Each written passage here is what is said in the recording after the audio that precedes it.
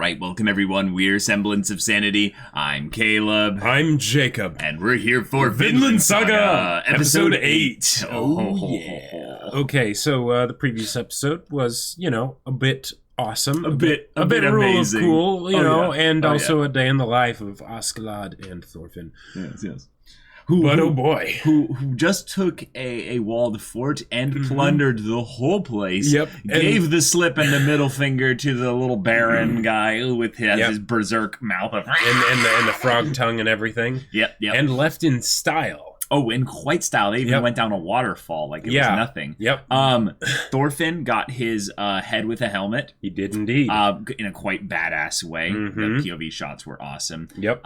So Askeladd might have to duel him. I think he does. And I think he did promise him. So that's going to be a thing. But the big thing I went back to go and check on the episode before this one was the exposition we got in the early bits of regarding the macro view of the world. Gotcha. Because the big thing was the King of Denmark saying, okay, it's winter and it's like 10-12 and we're going to wait. Like we're going to have the soldiers get some rest over this winter. But then in summer, we'll attack again, and he'll personally lead the charge. Now, here's the thing that's kind of funny, y'all. I'm not looking at any wiki stuff or anything like that anymore, because, this is a historical fiction, so there's going to be some historical accuracies here with regards to names and people and places and things and all that. But it said King Sweyn's, holdfast or fort or location or what have you. King Sweyn, if I remember correctly, because I played a lot of Age of Empires, Age of Kings back in the day, it depends on which King Sweyn he was in the number of things. But if they're just saying King Sweyn, maybe it's the first. It's possible, yes, it's very possible. But there's some very interesting things that happened with King Sweyn and his relations not only to England with this attack, but also his family, who go on to do some pretty interesting things. So I'm looking forward to meeting the characters surrounding him and figuring out which King Sweyn this is. So hopefully you didn't just crack a bunch of things wide open, like the whole thing of the Halfdan, dealio. We'll see. I just let you guys know in a weird way, a lot of my Age of Empires 2, Age of Kings knowledge is actually like bubbling up to the surface as I hear these names and stuff, and I'm like, wait. I played the campaign. I played all the campaigns for that. Yeah. So episode 8, y'all. Without further ado, let's get into this.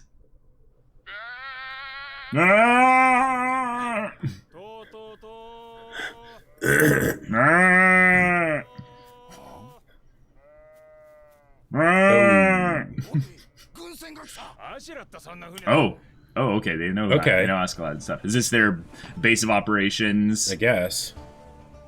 Headed back to, Oh, yeah, it is. It is. Continuity! Yay!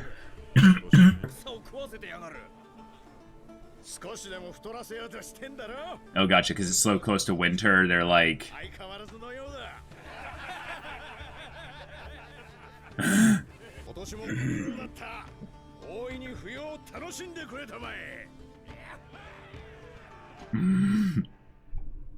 Okay, Thorfinn.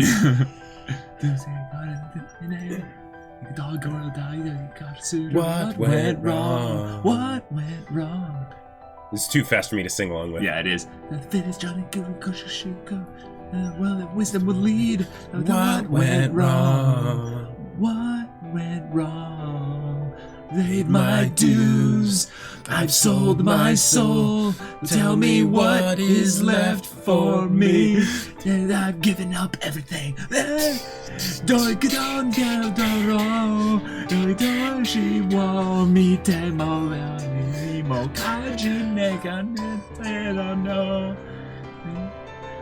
are really long Japanese words. Oh my god. It has to be a combination of multiple. Now, is the OP a spoiler in that we know that Thorfinn won't fight Askeladd until it's snowing?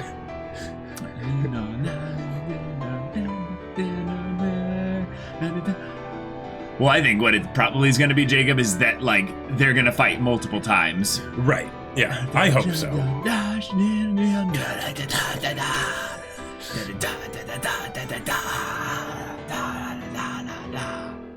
I love how, like, it has a beat, but then as the screaming gets crazier, the beat is just lost and it turns into just this scream into the abyss. Yeah. Oh, wholesomeness. How long will it last? Yeah. Feudal Lord Gorm's village. Okay. We have spoils. Yeah. We can't eat these during the winter. Ooh. Gotcha.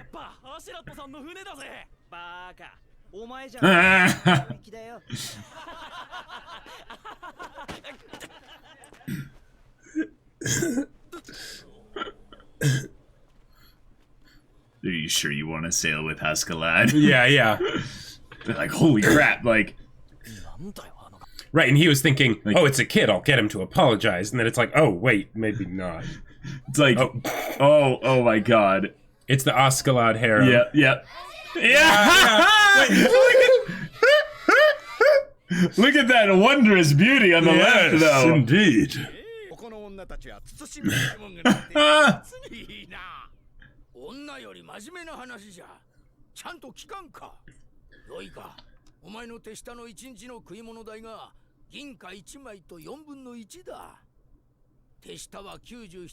Oh, geez. The accountant. Yeah, this is good.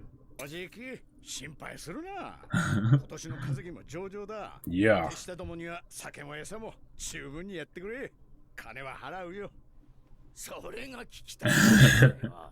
Dang. I'm glad they're talking about just basic upkeep, you know? Yep. Because keeping a standing army is expensive. Right, but the idea that they're paying for it not necessarily just to be...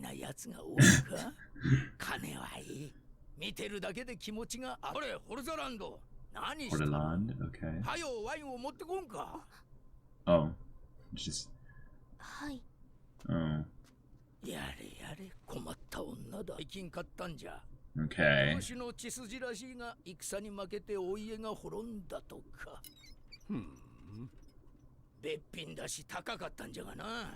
Okay.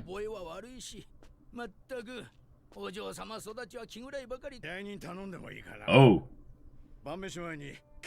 Oh, dang.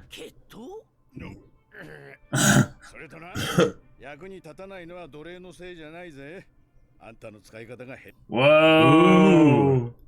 He hadn't answered your question about being a witness yet. You should have. Oh, dang. Oh, my God. Okay. Askeladd's about to show this kid up.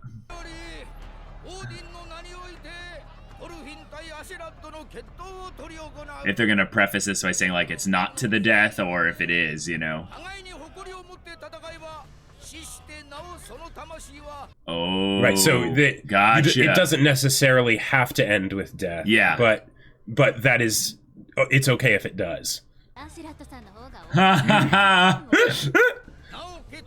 Big Dick Askeladd with all of his thick gold and silver, yes. Oh, alright. He's so tactically disadvantaged by having two blades that short. Oh.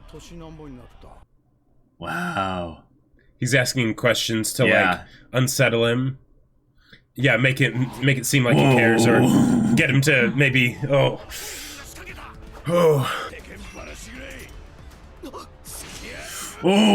Okay. Whoa. All right, he managed to block it though. The fact that he actually blocked that though, like yeah.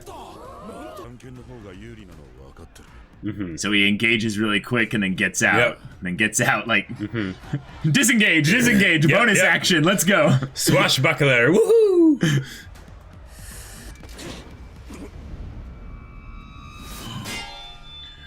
Oh! Whoa!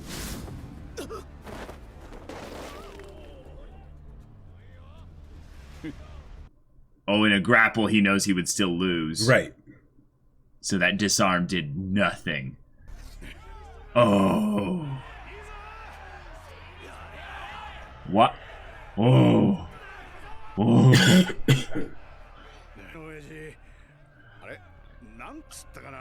Oh. Yeah.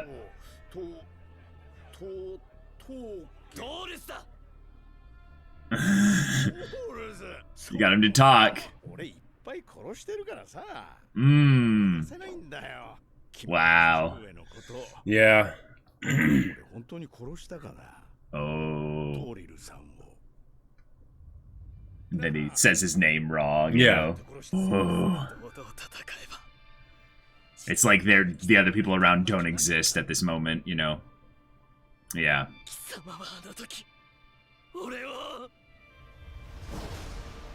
Yep. Yeah. Oh, kid. Oh.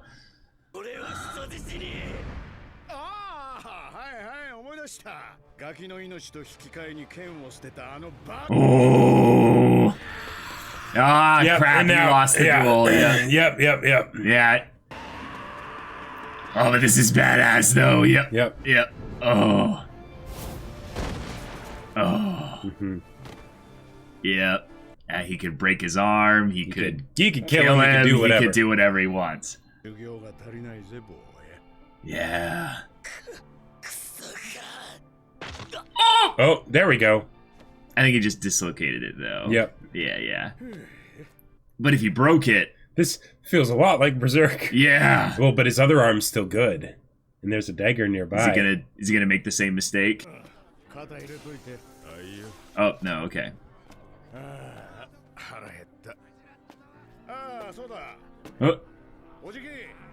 That pork! Yeah, let's get that. Oh! Yeah, they got him riled up, and... Yep. Yeah. Damn, he was even able to disarm Askeladd, though. Yeah. Well, and if he had charged, like, before Askeladd, like, was able to get his sword back up, like, maybe he would have been able to do I think he would have wounded him, though, but he would have been disarmed still, because Yeah. Askeladd's still way stronger physically. Right. Well, and daggers don't mean as much in a fist fight as, like, a sword, because the range is... Well, also so the small. depth of the stab isn't going to be so... Oh, yeah. Because they only had 2 ships originally. Now this is their 3rd, yeah. I like how Bjorn sort of has this, like, understanding. It's like... Even though he was the one who held Thorfinn hostage. Oh, yeah, totally.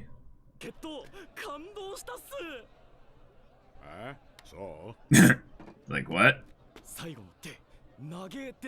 He's like, okay, kid, like, you know, work the shaft, why don't you? You know, like... Look at him, he's just like, hey, can someone rescue me? Like... Yeah.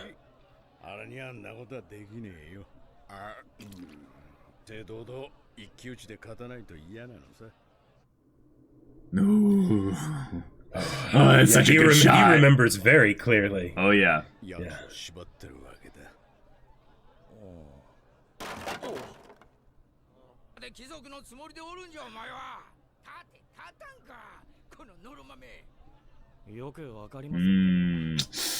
Yikes.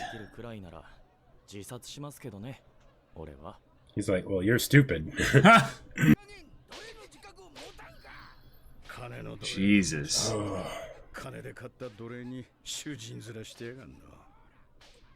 Oh, whoa. That's...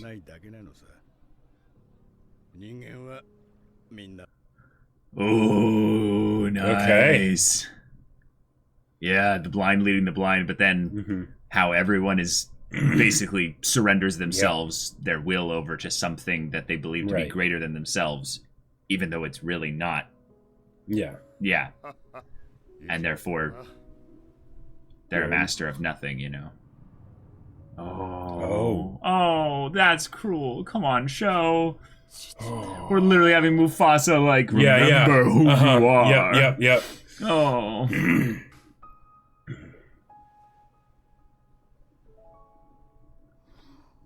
Oh.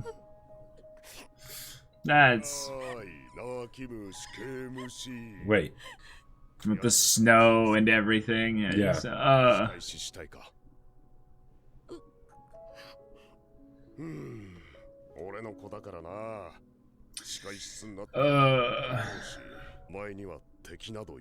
Wow. Okay.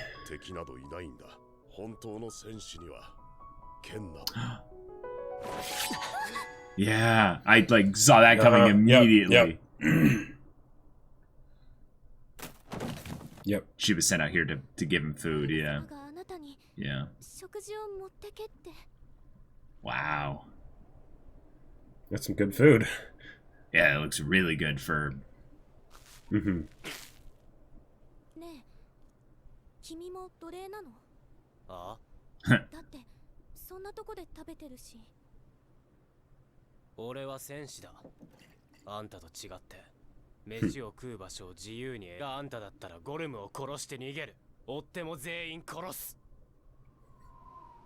Oh, he might be giving her ideas, though.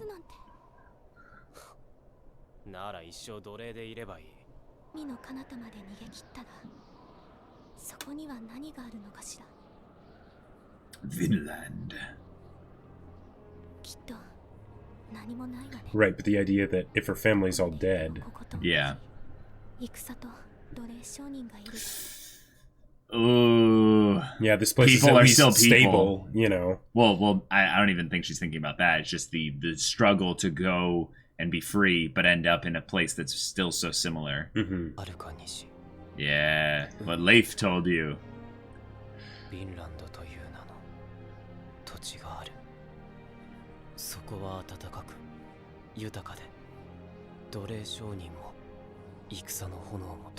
Yeah, across 3,000 miles of ocean. You might as well be in another universe. Yep. I was gonna say, are we gonna do a time skip? It looked... Because if his arm was actually broken, it would make sense that... Right. Okay, we're gonna skip ahead through the summer. Ooh, who this? Who this? Wait. Oh, from the opening. Okay. We're in the summer. This is Swain's men and stuff. We got the Yelms Vikings. Oh, here he is.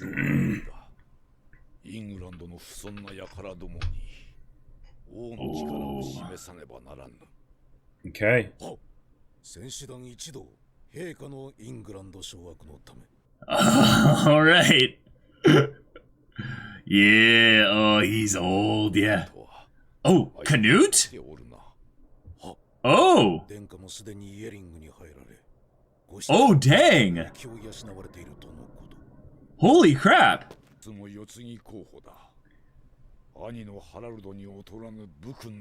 Whoa. Yeah. Whoa. This is yeah. This is King Swain the First then. You were right. Oh, crap. Oh, dang. Oh, I'm so hyped now. Wait a minute. Do you know who Canute is, or was? Well, if Harald is the brother of Canute, and we found out that Harald is the father of the king... No. There's been many Haralds throughout history. It's a very common name, like Ragnar. But Canute, right. That's a very, very specific person in history. Oh, dang. Oh, wait, no, it was Halfdan, not Harald anyways. Yeah. Oh, here we go. Oh, dang. Wow. We're just moving through this. Yeah.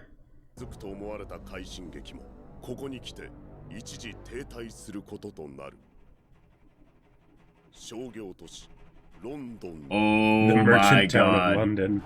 Here we go. Oh, yeah. Oh my God. Hells yeah. This is going to be legit. What?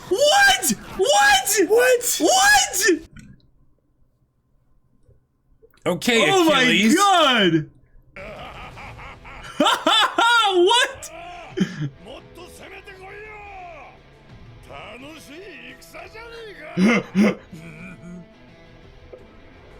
Who that? Wait. Who's that? That wasn't supposed to be Askeladd, was it? No, I don't think No, so. no, what? No. What? No. Okay. No. New character. But oh my gosh. That was an episode. Yeah, we got a whole bunch of stuff, and it seems like they have a very fast-paced kind of setting whenever it goes to the macro. You know, Vikings, Danes, England conflict as a whole. Well, right. Showcase, like, skipping to the highlights of the war, not every single raid, you know. Right, yeah. And I think the main reason for that is because we don't have characters we're following really there yet. Right. So there would be no point in giving detailed play-by-play stuff just for Floki's, you know, like, oh, we led an attack. It's like, okay, cool, we follow Loki. But, Floki. But, the fact that they've now named Swain, Harald, and Canute, that's a very specific family. Well, so the name Canute sounds familiar, because I played the campaigns for Age of Empires 2. Two. Yeah. But I don't remember them as well, because, you know, I was much younger at the time. Canute has a very specific title. It's very generic, but it in of itself is a little bit of a thing of what's to come. So, oh boy, this is good. Okay. All right. Okay. So Thorfinn had his duel with Askeladd, but because, you know, he's still stuck in the past, according to Askeladd. He's stuck in the past, and Askeladd was able to get under his skin because Askeladd is very smart and cunning, and, you know, he knows that he would, you know, want to use every advantage possible. Yeah, but he needed to use those advantages because in the beginning of the fight, Thorfinn disarmed him. Yeah. And the only reason why he didn't follow it up with a kill was because Askeladd went for his wrist, right? Which is a weak point for a dagger wielder. If he could basically hold one of the arms down, the other one has to go all the way around. Right. And he's dual wielding, granted, so he wouldn't be completely defenseless. But the idea is, what I seem to gather is that Thorfinn left himself a bit open in order to make sure that he disarmed him. Right. And then because of that, Askeladd was able to take advantage of it because it's not over once you disarm the person. Right. The thing I like that's a bit realistic with this is that if you're going to attack someone like this and you're going to be precise and you're going to be careful to the point where you're like, I can't get hit with this sword, otherwise I'm pretty much done. Yeah. The amount of like energy and, you know, strength that would be exerted in just a rush from a dual wielding dagger opponent would be so much that you might even need a break to where you couldn't follow up perfectly after getting threatened like that and then leaping back. Like, it's not like an anime thing where you can leap back and then leap back in really quickly and we go, oh, he missed his opportunity. It's like, no.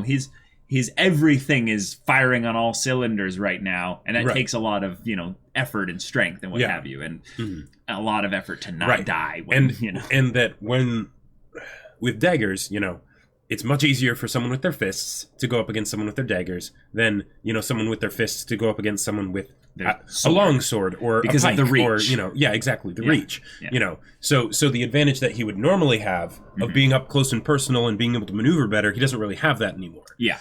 The thing that is freaky to think about for our boy Thorfinn, though, is that when we saw him tear apart the French soldiers in the previous episode, one of the things that he had at an advantage there was that he was able to basically get up close and he wasn't worried about basically finishing them off necessarily. Like, he would do just one good slice at an exposed part to incapacitate them and move forward. Right, and the other people couldn't do anything because body blocking. Yeah. Yes, exactly. So because there's all these other people around them, they're not able to utilize their long-ranged weapon, not their long-range, but their medium regular swords for the purpose of, you know, keeping him at bay. Right. And so everything was over in an instant. With this one here, you know, he's got his whole, like, his body turned to the side. He's got his hand up here. He's got his other hand basically in the back here as a, like, if you get past this, I'm going to need to grab one of your arms to and the thing is that killing me. In the same, like, because I'm surprised he didn't use a shield, though.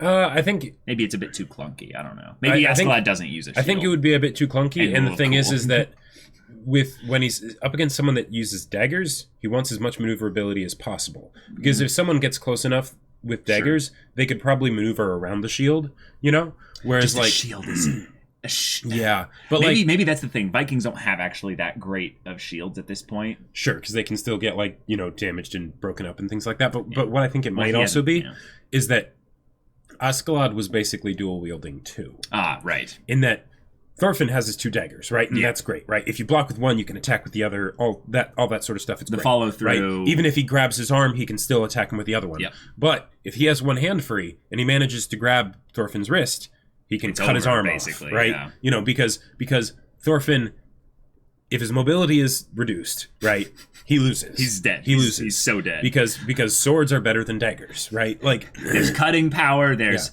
strength, there's the fact that the blade is over a longer, not just for reach, but the idea that you're dodging longer points of this blade, whereas with a dagger, it's more of a stabbing weapon than even a slashing weapon. Right. Now they are very sharp. Yeah, if you hit something vital, you know, you can definitely slice and whatnot. But, but the idea that that if he can use his free hand to reduce Thorfinn's maneuverability, Thorfinn's done. Yeah, like so. Yeah.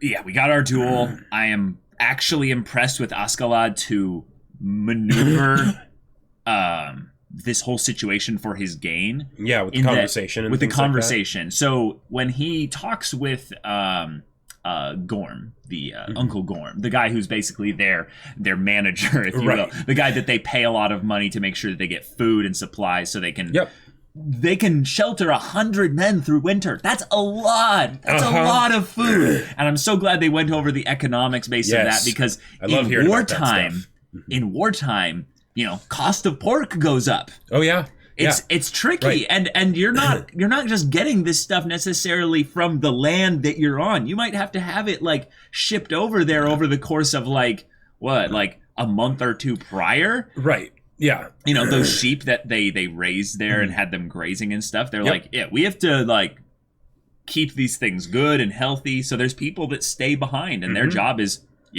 we prepare for winter. That's our job. Yep. It's cool. It makes it feel like a true community. Right. It makes the world feel a lot more lived in. Yeah. And it makes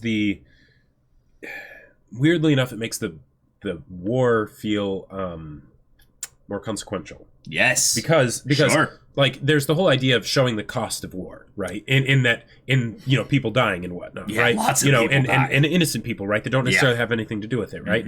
But then there's also the literal cost of war, and the idea that like in order for say all this organization to happen with all these clans and you know and all these people coming together to do one massive push, right? Yeah, it requires a lot more than just that. Requires a lot more than just a king and just we have randomly this number of soldiers, right? Because one of the things that can happen a lot in stories is that it's like, oh yeah, we have, you know, an army of, you know, 1 million men or whatever, and it's like, okay, do you even realize what that means? Like, you know, whereas in this case, because of how they showcase that, this is a very real deal. If you have 100 men, that's a lot of upkeep, right? Now they raided a bunch and they were very successul, so it works, right? But that still costs a lot of their plunder money, right? And it makes things like in the previous episode where you know, oh, these guys have a force of 800 men. That's ridiculous. That's ridiculous. Like, so when we end up seeing these large scale conflicts, right? It's again showcasing just what that means. Yeah, it's quite a bit. And in some ways, because of the brutality of war at this time, and because the Vikings specifically are well, we have the Danes and the Vikings, but they're attacking from a boat to land invasion of sorts, meaning they're not able to necessarily have a contingent of soldiers left behind as like a food caravan marching escort group that basically carries all their supplies. It's we bring it on the boats, and then we'd have to maybe lead that with the boats there, but there's probably a lot of it that's dependent on the resources of the area that they're conquering, and then they take time to be like, all right, then we hole up in this place, consume its natural resources, move on. Yeah. And all the regular, just normal people that just live in those areas are like, we were saving this up for winter and stuff. Right. And then these, 8,000 Danes came through and just took everything. Right. And that's if we have they're- like a few months now to get ready for winter again. right. And that's if they're lucky and If they're still lucky alive. and they're still alive, Right. yeah. So, like, that was one of the reasons that I loved what they did with Thorfinn in the episode where he went on the scouting infiltration Yes, mission, that was right? awesome. Because that's where you use a rogue, right? Mm-hmm. You disrupt the supply trains and things like that, so that way, you know, if the war machine, you know, loses a few gears, it comes to a grinding halt. Yeah, a lot of stuff happens, but it also showed the civilians and the Right. people that are Exactly. just, you know, going about their everyday life in this crazy brutal world. Yep. Okay, so Askeladd had some really cool conversations with Gorm, but he also had some really cool observations, I would say, that build him up a lot more as a character.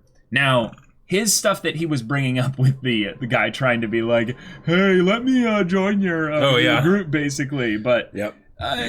kind of talking about what it means to be a slave. Now, what's interesting here is in this world, you're going to have not only really like blatantly obvious and right up in front of you slavery, but you're also going to have this whole notion of, I would say, this form of honor that's maybe a lie that people are kind of holding up to. Like, okay, so the Vikings, they have their own religion, culture, you know, mystical, you know, way of doing things and what have you. Yeah.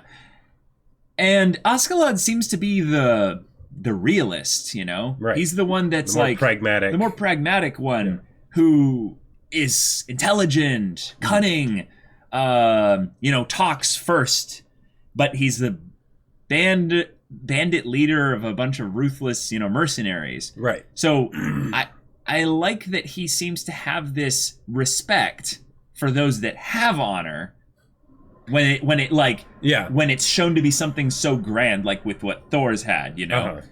But then he chastises the young kid basically when he's talking about pride and I would rather die than give up my pride. And he's like, okay, you can do that, you know, like that is something that will probably end up happening, you know. Yeah, because it even happened to Thor's. Yeah. Yeah. But then he talks about the irony of this Gorm beating the slave that he bought with the thing that he's a slave to. Right.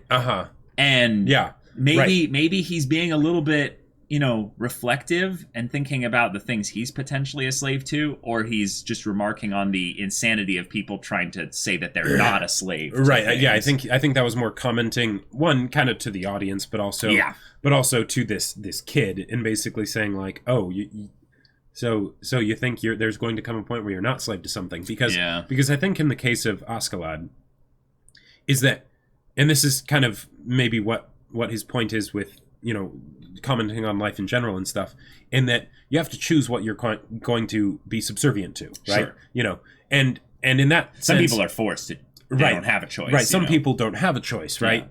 But even in the case of the slave here, right, when faced with the choice of, but what if you did leave? It was well, where would I go? You know, right? So in a sense, even though she's not choosing, she is still choosing to try and make the most of what's here rather than to go somewhere else. Now that might be different now that she's, you know, been told the tale of Vinland, but it might have given her hope, maybe. Right. But yeah, they brought it up in a very cool mirroring way to our boy Thorfinn, who has chosen to be subservient to this way of living. It's revenge. He's going to try and kill Askeladd in an honorable duel. And he's going to remain in this area, in this place of slavery, if you will, until that happens. Right. Now, oh God, I loved the scene when Thor showed up. Yeah. And we have our Mufasa, remember who you are. But now, it felt so unlike Thorfinn's own thoughts. Yes. Did you notice that? Yep. Like, that's why I was kind of like on edge, because I was like, because the thing is, I loved the imagery. I absolutely loved the imagery of Thorfinn as a little kid again. Yeah. Right? I loved that so much. Yeah. But I I had a feeling that he wasn't quite going to remember as much. Yeah. You know, and that Yeah. was kind of part of the pain in the barbs of what Askeladd was saying, right? Mm-hmm. Is that he was kind of checking, like, do you actually remember that well of what happened and things like that? The fact that he remembered his father's words so much, even though he's living in contrast to them, you know? Like, I didn't expect it. I didn't expect it. I think it does a lot to Thorfinn's character, because if he simply just kind of became a tool, a slave to revenge, I don't think it would make his character less interesting, but I think it would offer less opportunities for him to go deeper into himself. It would be less hopeful. It would be less hopeful for us as the audience because at that point, unless there were some outside interference, right? That helped that's him, what you're saying. Gotcha. It would just be this dark, twisted journey, right? And there would be I think that. it does need to start off like that, though, right? Right. And that's why I was surprised that they introduced this so early, but still post event. Yeah. And it came from Thorfinn. It didn't come from any outside source, you know. Yeah, it wasn't Leif showing up randomly and trying to, remind him. Yeah, it wasn't like that. It wasn't the conversation with the slave girl that like caused him to think back on things, right? Yeah. Like this happened before that, And granted, a lot of it, you could say it was because of Askeladd asking those questions. Yep. Right. Oh, that's the thing I wanted to talk about next. We're reading each other's minds because it's interesting if you think about that a little bit more. Yeah. Like because Askeladd's a smart boy, right? So I mean, he's no boy. He no boy. He's getting old. He's cracking he's smart the back, daddy. And, he's smart daddy. But given that, and given that basically what happened here is and could be largely considered as a result, albeit indirectly, of what Askeladd did, then that begs the question: was that Askeladd's intent? No, I think that we can't go too far into Askeladd's specific intent with regards to this, except for the fact that he said when he was talking to Gorm, basically, that you're not using your slave properly, and then it kind of he kind of had that thinking or looking or basically cutting over to Thorfinn, which is obviously what he's paralleling to. I think the idea of making him remember his father is a good way to stave off a little bit of the aggression in the long term, because I do think Askeladd is playing the long game. Right, yeah. But I think he knew that in the short term, it's not going to change that much. But I do agree with you in that I think what he is thinking about is if he does this enough, though, does this enough, eventually, I think via necessity of not just, the lifestyle of a raider Viking and what have you, also the maturity, I would say, of Thorfinn over the course of time. Sure. He could let this go. And I don't think it would be a thing of him truly forgiving Askeladd or something like that, But well, I think it wouldn't be forgiving Askeladd; it would be remembering his father. Yeah, exactly. Because the thing is that right now he's being stubborn, right? And he knows he's being stubborn. Like the fact that like there's the spiritual connotations of the ghost of his father visiting him, right? And that's one way to look at it, right? But the other way to look at it is that this is Thorfinn comforting himself, right? Because he misses his dad. He's in a low place right now. Exactly, right? He feels he's failed, and and all these emotions and everything, and he's telling himself that he's being stubborn. Yeah. That he's going against his father's teachings, right? That the specific things of you don't have any enemies. Yeah. Right? That's a big deal. Memories from people that are, important to you are a powerful thing. Yep. But the idea that he brings these up, in some ways of his own accord, but also maybe because, like you said, there was a little bit of an outside impetus from Askeladd. Even if he had no idea that it would take this form. Yeah, exactly. I do think you're right in that the intent of Askeladd was to get Thorfinn to reevaluate things a little bit. Right. And the form that would take is obviously up to Thorfinn. Yeah. But yeah, it feels really cool when you think about it from the perspective of Thorfinn, and take it from a more literal standpoint, less so than the figurative stuff. So you go, oh buddy, oh buddy, yep, you are hurting so much, and then someone comes along that basically tries to connect with him and give him some human connection amidst this dark place that he's in, right? And of course he pushes them away, right? Because he's hurting, right? Yeah. But he still says, well, there's this place called Vinland, right? And I feel like this here is why the name Vinland Saga might work. Oh, because the thing is, name Vinland Saga. Okay, cool. Awesome. It says a bit about the setting, right? And potentially about the plot if they end up going there. Yeah. But if they don't end up, won't. But they probably won't. Or at least if they did, it'd be a long time. time from now. Which means the name doesn't really work as much right now. So why, right? Right. But maybe this is why. Yeah. Is that it's not about actually going there. It's about the idea that there is a place like that. A place of freedom, a place of freedom, a brighter tomorrow. Yeah, exactly. The idea that you can hope for something more. Right. Even in the midst of these horrible circumstances. Yep, yeah, exactly. There's a whole lot of thematic things that can go with that. Because that's what Thorfinn needs in order to move on. And the fact that he brought that up to the girl, right? That I feel is the recognition within himself that he needs that. Yeah, because you don't give hope to others really when you don't have any hope for yourself. Right. And like people will say they do, and that's usually just a cry out for help for hope, if anything, but you have to have something within you in order to give it. Like and whatever you give to other people, that usually now if you know you don't have to have a lot of it. You don't have to have a lot of it. No. But whatever you give to other people usually first comes from a place of what you have yourself. Yes, right. Yeah, that's what I said. Yeah. Or sorry, what you would want for yourself. That's also right. Because you know yourself best, right? So if you have someone that you don't know, and you think, oh, maybe the stuff that works for me will work for them too, right? Yeah. So in the case here, he tells her about Vinland. Yeah.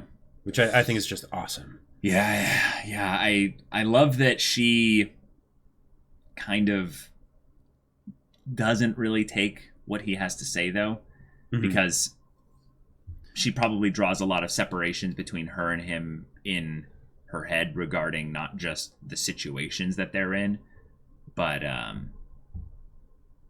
the kind of people they are. The kind of people they are. Right. He's got a whole lot of anger that she may have, but maybe not, and if she does, it probably manifests itself in very different ways. She obviously was trying to draw a connection by saying, like, oh, are you a slave too? We can connect over this thing. But the idea that he rejects it so much, she kind of insists on it, maybe a little bit more, which I kind of liked because they were drawing her backstory up earlier, saying that she was the daughter of a nobleman who died. Her town was left in ruin, or the family was left in ruin, or what have you. And you go, oh, okay, so she has the highborn title or what have you of sorts. So she has a little bit more of that typical confidence, which just contrasts the nature we saw her in the past when she was alone with Gorm and Askeladd. Yeah. But here, when she thinks that there's a little bit of more of an equal grounds on things, yep, she talks pretty freely. Yeah. Well, and it's another way to showcase that clearly Gorm isn't getting the most out of his slave. Because, Askeladd would probably pick up on that and be like, oh, okay. So you're smart. You're smart. You're educated. You're educated. Well, maybe. Well, I mean, probably fairly, more than most. More than most in this world, right? Because the wealthy were only really the people that could, get something like that. Yeah. Unless you were living in some kind of monastery or whatever. Yeah. And again, wealth. So, so he probably wouldn't have her do simple servant's work, or he would have her do other things too.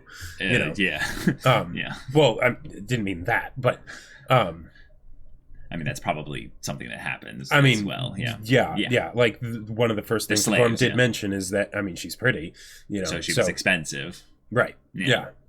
Yeah. Yep. Well, can we talk about Swain, Floki, Canute? Okay, so the whole battle thing and what have you. Let's talk about that, but how much are you actually going to tell me? Because I don't remember much from my Age of Empires. Okay, so days. this is mix of Age of Empires and I think maybe some other stuff just from around that time. Yeah, because I didn't pay attention in history class at all. But Swain, there are, I believe this is Swain the First then, and that's a big deal because. Because basically in what we've got set up here, I'm going to try and keep things as non-meta as possible. Oh, okay. In that he's going to get succeeded at some point. Right. You know, it was actually brought up in the episode. And he mentions that Canute is a candidate for the throne. Yeah. Did you notice that? I did. Yeah. I did. And okay, so the whole idea of leading in battle, that does help your troops a lot as far as their confidence, yes, right? Yes, because well, you wouldn't put yourself in danger, right. So if you're leading, then clearly we're going to win, right? But that often doesn't go well. No. It often doesn't go well. Like, No. I mean, think about it. Stray arrow, whatever, especially if you're on like horseback and all, It depends on how he leads, probably. Spangled and, shiny with gold or whatever. I mean, it does depend on how he leads. But it depends on how he leads, right? Yeah. And leading could just mean that he's in the back. There. He's there, right? He's like the fat old merchant from the previous episode. Yeah. Or noble or whatever, where he's just sitting in the back on a propped up chair with like right. 20 people around him. Just right, like, but still in the battlefield, right? Yeah, Which for a campaign where you're leaving your country, you're going on the offensive, that's a big deal. Yeah. Right? Yeah. But yeah, that could definitely be something where the succession happens sooner rather than later. And given that that guy is a successor, I mean, well, the thing that's interesting here, and this is something I'm just going to try and keep it as back as possible, is that you have Swain, who is this old pockmarked, you know. Yeah. He's a then you grizzled veteran or what whereas have you. This guy's like some Griffith-looking yeah, mofo. Yeah, exactly. He's this like young kid with or the what winged have helmet you. and everything. And the long beautiful locks and whatnot. Oh yeah. But the thing that's interesting is that you didn't necessarily hear the typical response, which is the heir word. You heard the word candidate. Oh. Yeah. The difference between the two is a very that is a stark one. Well, and generally when there's candidates, shall we say? Yeah, because with heir, that's one thing. Right, it's you are my eldest son. Right. You will now be the next king. And because it's secured, then generally they don't do anything to try and accelerate or whatever, interfere in that regard, hopefully, because, well, naturally they're the heir, so they're going to get it next. They just need to make sure that no one else messes it up. And that's where a lot of the family infighting can happen, is when it's like, if this person just died randomly, now I would be the next heir or something like that. Right, exactly, and they're impatient or whatever. But this keeps it ambiguous because it's candidate, meaning like you can curry points of favor for... Well, we know that there's another candidate, Harold. Harold. Yeah. Now, here's the problem. In history, when there are commutative leaderships, shall we say, like the triumvirate after, what was it, Alexander the Great or things like that, they were not friends with each other at that point. It doesn't tend to go well. Shall we say? Like I don't know much about history, but I know that much. So if candidates, and there's multiple, right? Yeah.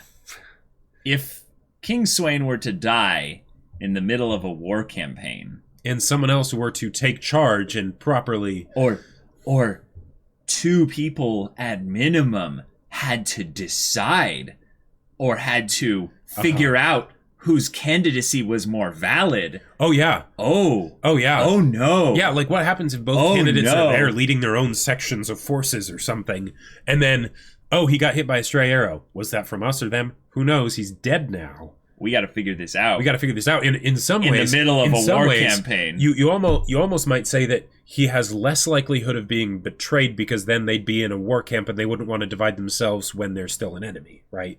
Afterwards, or like people when they've almost stupid won. Stuff, people do stupid stuff, but like, yeah.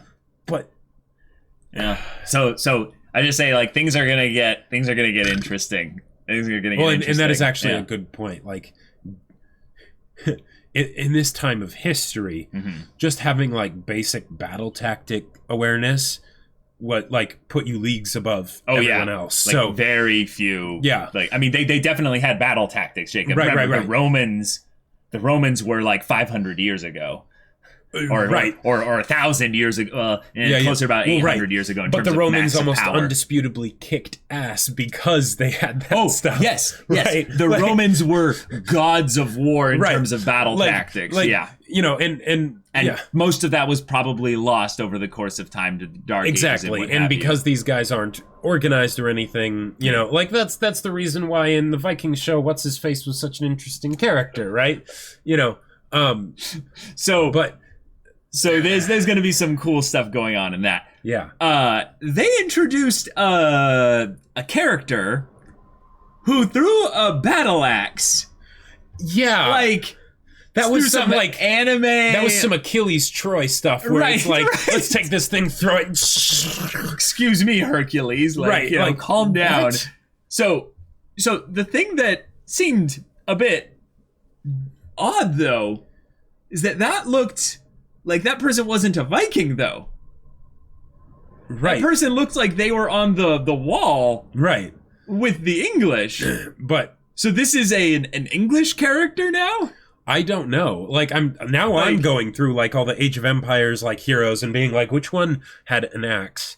Right. Or like something like that. I have no idea who this is. This could be a complete OC. That's true. Who knows character. And given the rule there's of no cool name, that they've been given and here they have the rule of cool, there's a very high likelihood that they're an OC. But the thing is that they decided to end the episode with this character so clearly doing this very important, very badass thing, which is just like, okay. One of the other things that I also wondered about is like how. So maybe if I were to look back on that scene, it would be a lot more clear. But the guy's on a wall. Down below, there's ships. He throws an axe. It sails through multiple people on one ship. Given angle and I'm not sure if he was on a wall though necessarily. He might have been on his own ship. It looked like he was on a wall. It did though. It did. Yeah. Now that could just be that he threw it at enough of an angle that it started at the top of someone and went down. But whatever. Yeah, who knows? Yeah. And rule of cool. Yeah. But that was just one of those things where I was like, wait a minute. Yeah, we've got the blonde equivalent of Thor's now being brought into the story. We're getting another like Hulk of a man who's just gonna show up and be like, hey, yo, like, I'm really strong. Except I get the feeling he's not going to be like the Thor's type. No. The beefcake. I'm just talking about him being like strong. Very good fighter. Yeah, very good fighter. Yeah, no. Right. He said this is a fun war. Right. That's like the opposite of Thor's in terms of personality. But also just like fighting style. Like you've got Thor's, you've got Bjorn, you've got Floki and things like that. They're the beefcakes that. But Askeladd, different type. Right. Askeladd I'm just showing type. different types. Right, exactly. But like Bjorn, Thor's, and Floki, I see them all as being very similar in their fighting style, even if their personalities differ very much. Right. We haven't even seen most of them fight. Okay. Floki. But basically, this gives me the impression of someone that is more of a he's what? He seems more like a skill monkey. Like he seems like a monk. What does that mean? Like okay, so basically that he'll just fight in really weird ways, right? It's not like the idea that it's not going to because he's some like, super beefcake that just destroys all in his path because he's so buff and huge and towers over them and whatnot. Can we look at him again real quick? I just want to bring up. I mean, if we're theorizing, might as well. Might as well, because when he threw that, there was a second where I was like, yeah, so that's the other thing. This part was actually legitimately censored, and I was like, "Wait, why are they censoring this?" We see, like the. Oh, wait a minute! Is this the guy that we saw in the OP? Yeah, I think it is. Yeah. Yeah. So we see the axe being thrown, and they actually censored all of the blood. It's like, wait, what the heck? So yeah, he's on the. Yeah, it's not that high up. Okay. Yeah. Yep. And he just gives the, this is a fun war, but I recognize the bandana because it gives me JoJo vibes. Right. Uh-huh. And I'm like, oh, hey, Caesar. But if we go to the OP, yeah. Because I always just assumed that that person in the OP was Askeladd. Uh-huh. See? Wait, do you see that? Oh, yeah. Well, and also the part where they do the spinning thing with the two axes. Right, but look at his size. Oh, holy shit. Yeah. Oh, no, never mind. Wow, what was I talking about? Yeah. No, this guy is a ridiculous beefcake. He's a giant. Yeah, this guy is actually so huge. He's carrying a piece of a palisade. Yeah. I think we see him later in the OP as well. Yep. Right here. And he's having like a guts in the forest moment. Right. Oh, yeah, and he's towering over those guys with two long-handled axes, just crap. cutting people to pieces. So... Whoa, that guy literally got split down the middle. Where? Right there. I don't see. Like, they don't put the blood in there from it, but... Oh, I see it you vertically. can see the trees behind vertically. it. Yeah, vertically. Okay. Wow. Oh my gosh. Oh, no, I think that's just the tree in front of him. It's a depth thing. Oh, okay. That explains why there's no blood. I was going to say actually, that doesn't actually fit in terms of a depth thing. But, yeah. Wow. Okay, we got a thick, super big boy. And now it makes sense why he threw the battle axe right that far. He's basically, what's his face? Yeah. Okay. He's All a right. JoJo character. He's a JoJo character. He's like, let's have some fun, why don't we? Me thinking, this guy doesn't seem like a beefcake. This guy seems like a... Oh. What? What if he's a Viking that joined up with the English? Because why not? Because they had a colony there that was there for so long. Yeah. And he integrated and what have you and was just like, yeah, I'm one of them now. And clearly his mother fed him well. Because, he's a big boy. Oh boy. This is great though. This is cool. I think he's probably the most anime thing we've seen thus far. But like, I mean, pretty close. It's pretty crazy. So, y'all, we've got a lot to look forward to. We've got some new characters. Mm-hmm. We've got some new big events that are going down. Yep. We still kind of have yet to bring Askeladd's group into the whole fold of the grander conflict. So they're still in the separate bit, kind of giving more character focus to Askeladd and Thorfinn. Yep. But, who knows, within this time skip, they might actually have them meet up with the whole army and stuff. And then, And if they have this slave girl become a recurring character that gets, like, development and stuff, that'd be pretty cool. Yeah. Like, that'd be pretty cool. Yeah. Her ridiculously long name. Yeah. Yeah. Mm-hmm. I don't remember. But right now she is the airhead that is clumsy and, Yeah. So, y'all, thank you so much for watching this episode's reaction and discussion. It was quite a long one, but if you want to see the next episode's reaction and discussion right now, though, go check out the link in the description below for our Patreon. You can get on early access there. You can watch full-length reactions there, and all this comes with Discord access, so you can chat with us about these stories, about anime in general. You can get involved with the community there, and you can also talk with Jacob about his book. Yes, my sci-fi novel Battle Lines is still available for order on Amazon. The link is in the description below, so go check it out, and make sure to leave a review so you can let people know what you think. Yeah, so if any of that interests you, we'll see you there. But until then, we're Semblance of Sanity. I'm Caleb. I'm Jacob. And we'll see you all next time.